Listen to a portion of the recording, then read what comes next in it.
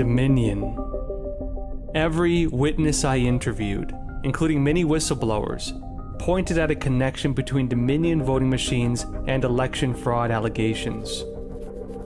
Is that why Dominion became a public focal point after election night? According to Dominion's official website, the Dominion voting system is currently used in 28 US states and the territory of Puerto Rico. More than 40% of US voters vote through the Dominion voting system in general elections. 65 of the 83 counties in Michigan use the Dominion voting system.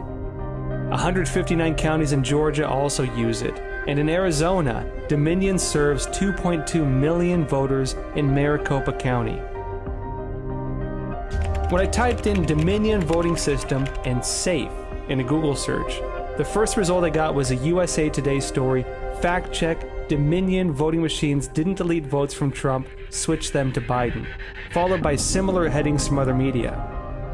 When I typed in Dominion voting system and fraud, the first thing I saw was AFP's fact check, video of Dominion voting employee in Georgia does not show election fraud.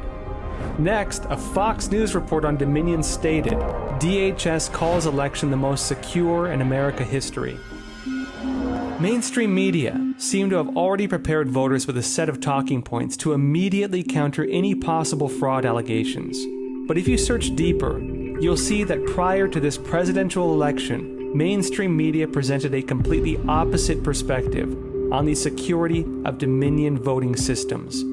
They were previously skeptical of Dominion security.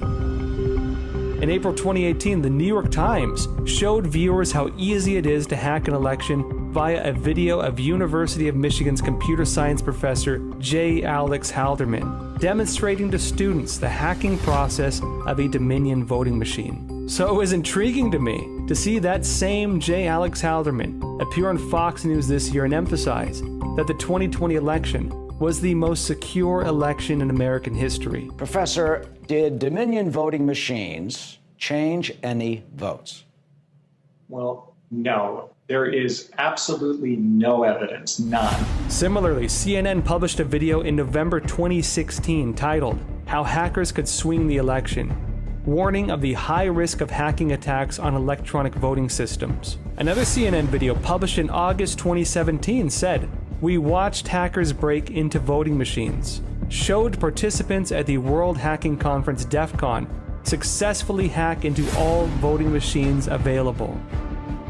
This was a hacking experiment organized by Jake Braun, a former security advisor at the Department of Homeland Security during the Obama administration. The purpose was to highlight vulnerabilities in voting machines and warn that they could be the biggest threat to democracy in American history.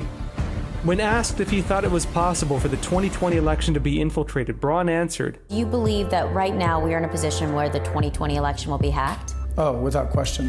NBC was also on board with their August 2019 report, How Hackers Can Target Voting Machines. An authority on voting system security, Dr. Andrew Appel, a professor of computer science at Princeton University, told Fox News in 2016 how simple it was to attack and switch votes in a Dominion voting machine. In September 2016, he provided a written testimony with recommendations on election voting security to a House Subcommittee on Information Technology hearing on cybersecurity. He said, quote, I strongly recommend that, at a minimum, the Congress seek to ensure the elimination of touchscreen voting machines immediately after this November election, and that it require that all elections be subject to sensible auditing after every election to ensure that systems are functioning properly and to prove to the American people that their votes are counted as cast. He continued, paper ballots are even better protection against fraud with systematic auditing to make sure the computers aren't cheating. You don't have to recount every ballot box, just spot check a statistical sample. There are 12 states that do this by law. It's a good idea, and all states should do it.